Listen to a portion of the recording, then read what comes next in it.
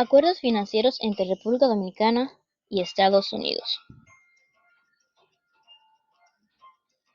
En julio de 1902, el ministro residente estadounidense William Powell hizo que el gobierno presidido por Horacio Vázquez reconociese la suma de $4,5 millones por concepto de los derechos que tenía la Santo Domingo Improvement tanto en el Ferrocarril Central Dominicano como en el Banco Nacional de Santo Domingo, lo mismo que por las emisiones de bonos que en diversas ocasiones el dictador Eros le confió y por la unificación de la deuda nacional realizada en 1897.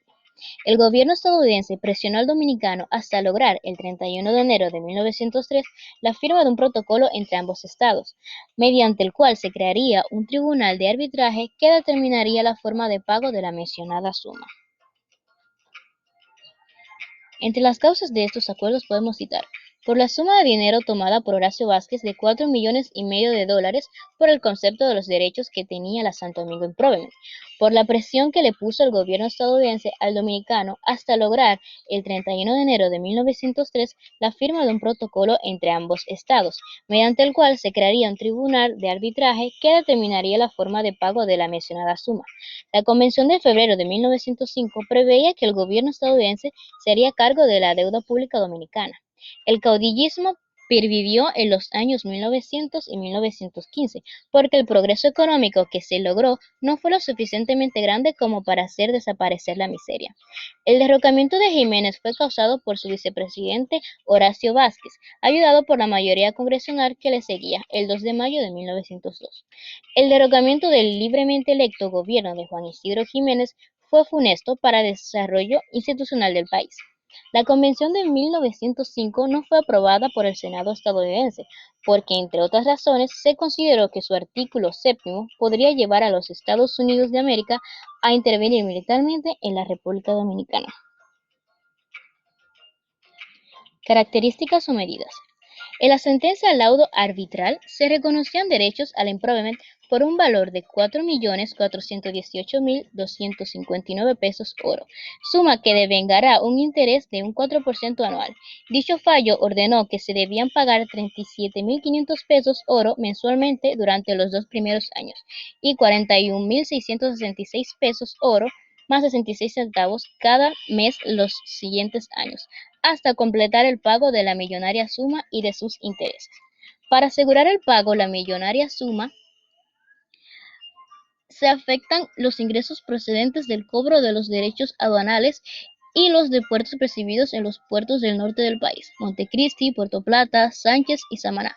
Se establecía que si el Estado dominicano dejaba de pagar una sola cuota mensual, un agente financiero nombrado por el presidente de los Estados Unidos de América se haría cargo de la aduana de Puerto Plata primeramente y luego, si había necesidad de ello, de las restantes.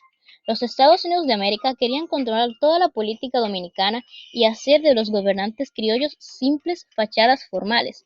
Los Estados Unidos de América reemplazaron a Francia, Inglaterra y Alemania, tanto en lo concerniente a las importaciones como a las exportaciones dominicanas. A finales de 1904, el ministro de Hacienda y Comercio, Federico Velázquez y Hernández, había manifestado su intención de negociar con acreedores del Estado dominicano la reducción en los montos de sus créditos, a cambio de un pronto y seguro pago. Roosevelt aplicó su variante a la doctrina Monroe, por primera vez tomando las aduanas de la República Dominicana en 1905, para pagar a los acreedores extranjeros de esta nación. Este acontecimiento provocó una gran indignación en los dirigentes europeos y en particular del Kaiser Guillermo II.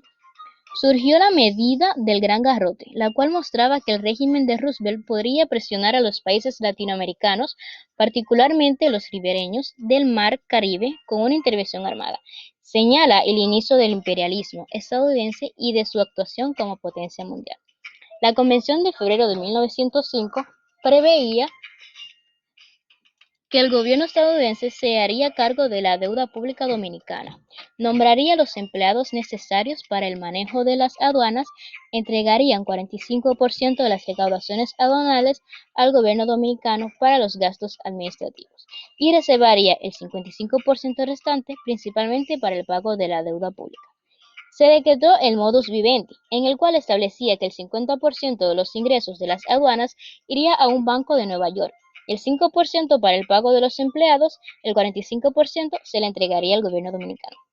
En febrero de 1907, una segunda y definitiva convención entre los gobiernos estadounidense y dominicano, la cual contó con la aprobación del Senado de los Estados Unidos de América.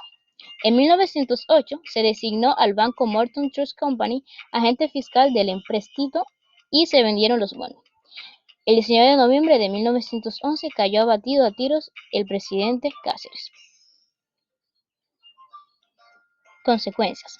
Se afectaron los ingresos percibidos por las aduanas del Cibao para pagar a la Improvement, disgustó profundamente a los acreedores europeos, quienes consideraron que sus derechos, originados en diversas acreencias que tenían garantizados sus pasos por la afectación de las recaudaciones aduanales de todos los pueblos, habían sido violados. El gobierno dominicano no hizo ningún pago, y en ejecución de los términos de la sentencia, un agente financiero estadounidense tomó posesión de la aduana de Puerto Plata el 21 de octubre de 1904. La Convención de 1905 no fue aprobada por el Senado estadounidense, porque, entre otras razones, se consideró que su artículo séptimo podría llevar a los Estados Unidos de América a intervenir militarmente en la República Dominicana. Se designó al Banco Morton Trust Company agente fiscal del empréstito y se vendieron los bonos. Se iniciaron las construcciones de carreteras tendentes a comunicar entre sí las tres regiones del país y otras obras de infraestructura. El presidente de los Estados Unidos de América, William Howard Taft, hizo que se modificaran los aranceles aduanales dominicanos. La reforma puesta en vigor el 1 de enero de 1910 consistió básicamente en una rebaja de los gravámenes a ser pagados por las mercancías estadounidenses importantes.